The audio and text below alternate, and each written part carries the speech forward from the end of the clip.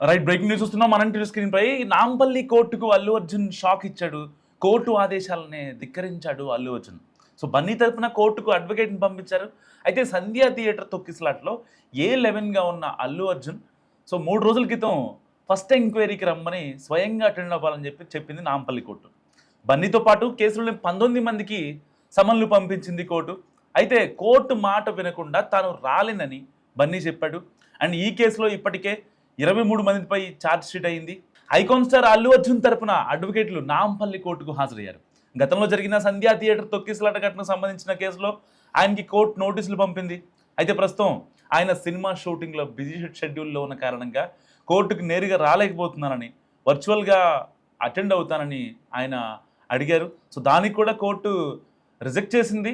ఎట్టి పరిస్థితుల్లో స్వయంగా ఆయనే హాజరవ్వాలని ఆయన చెప్పడంతో అల్లు అర్జున్ తరపున న్యాయవాదులు కోర్టును ఆశ్రయించారు. కానీ ఈ విజ్ఞప్తిని నాంపల్లి కోర్టు తోసిపుచ్చింది. ఖచ్చితంగా వ్యక్తిగతంగానే రావాలని చెప్పిన నాంపల్లి కోర్టుకి ఒక రకంగా అల్లు అర్జున్ షాక్ ఇచ్చాడు. తన షూటింగ్కి విరామం ఇచ్చి నేరుగా నాంపల్లి కోర్టుకి బయలుదేరాలనుకున్న సమయంలో సరిగ్గా అడ్వకేట్లు ఇచ్చిన సూచనతో ఆయన అడ్వకేట్లు మాత్రమే పంపించారు. సో ఈ నేపథ్యంలో నాంపల్లి కోర్టు పరిసర ప్రాంతంలో భారీగా భద్రత ఏర్పాటు చేశారు. అయితే సంధ్యా థియేటర్ ఇష్యూ 2024లో పుష్ప 2 రిలీజ్ అయినప్పుడు అయితే ఆ యొక్క కోలాహలంలో ఒక యువతి చనిపోయింది. సో దాని తర్వాత దాదాపుగా 2 ఏళ్ల నుంచి ఆ చిన్నారి ఆల్మోస్ట్ కోమాలోనే ఉన్నారు. సో అతని బ్యాంక్ అకౌంట్లో ఫిక్స్డ్ డిపాజిట్లు చేశారు. దాని తర్వాత వాళ్ళు నిజంగా మెంటల్గా ఫిజికల్గా చాలా ఇబ్బంది పడ్డారు. వాళ్ళ నానే అన్నీ తానే ఆ చిన్నారికి ఇటు వైద్య ఖర్చులు కావచ్చు, ఇటు ఇంట్లోనే వైద్యం కావచ్చు, దాదాపుగా ఒక 7-8 నెలల పాటు ఆయన అక్కడే ఉన్నారు.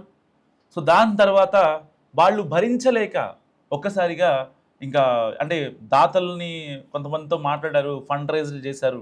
సో వాళ్ళ స్తోమత సరిపోక ఇంటికే తెచ్చుకున్నారన్నమాట.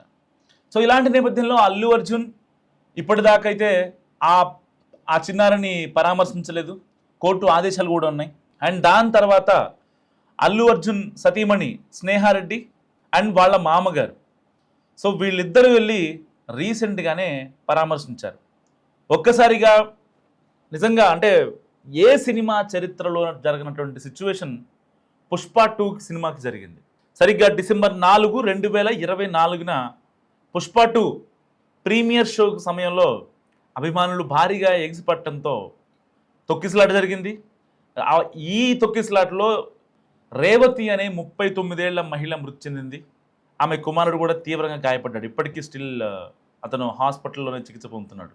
సో ఇలాంటి నేపథ్యంలో సరైన భద్రతా ఏర్పాట్లు లేకపోవడం, అనుమతి లేకుండా ఆకస్మికంగా థియేటర్కు రావడం, ఇలాంటివి మొత్తం జరిగిన తర్వాత దాదాపుగా 23 మంది మీద ఛార్జ్ షీట్ ఫైల్ చేశారు.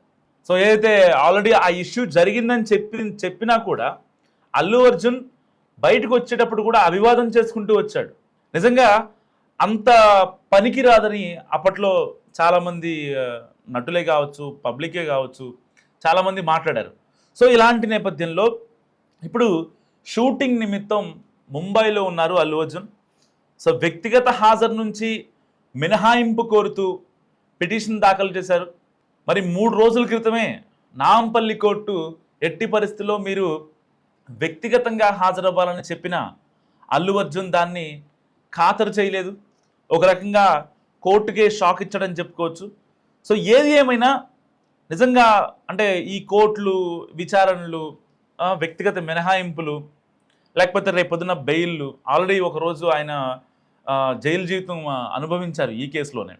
తర్వాత ఆయన్ని A1, A2గా, ఎందుకంటే ఆల్రెడీ స్టాంపేడ్ తొక్కిసలాట జరిగినా కూడా ఆయన మళ్ళీ అభివాదం చేసుకుంటూ ఆ రోజు నైట్ ఏదైతే స్థానిక డీసీపీ వెళ్ళి స్పాట్కి వెళ్ళి అతన్ని డైరెక్ట్గా బయటికి తీసుకొచ్చిన తర్వాత కూడా అభివాదం చేస్తూ ఆయన ఫ్యాన్స్కి అభివాదం చేస్తూ కారులో రూఫ్ టాప్ ఓపెన్ చేసుకొని అందరికీ దండాలు పెట్టుకుంటూ వెళ్ళారు.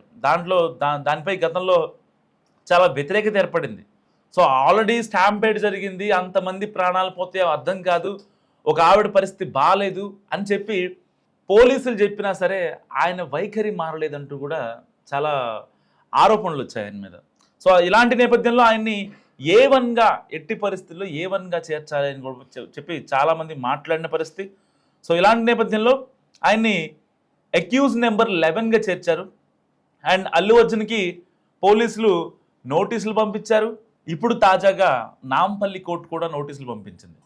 సో ఏదైనప్పటికీ నిజంగా అంటే కోర్టులు కేసులు అన్నీ కాసేపు మనం పక్కన పెట్టేద్దాం.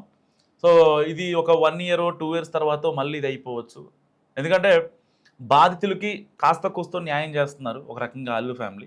కానీ చాలామంది కోరుకునేది ఏంటంటే ఫుల్ ప్లెజ్డ్గా వాళ్ళకి న్యాయం చేస్తే కనుక నిజంగా అభిమానుల గుండెల్లో చిరస్థాయిగా నిలిచిపోతారు అల్లు అర్జున్ అనేది చాలామంది. నిజంగా అల్లు అర్జున్ ఆయనకున్న స్టామినా, ఆయనకున్న ఆస్తులు పాస్తులు అన్నీ చూసుకుంటే అసలు ఆ పిల్లాడికి వాళ్ళకి ఒక మంచి ఇల్లు కట్టివ్వడం, వాళ్ళని ఫినాన్షియల్గా సెట్ చేయడం అనేది చాలా అంటే చాలా సింపుల్.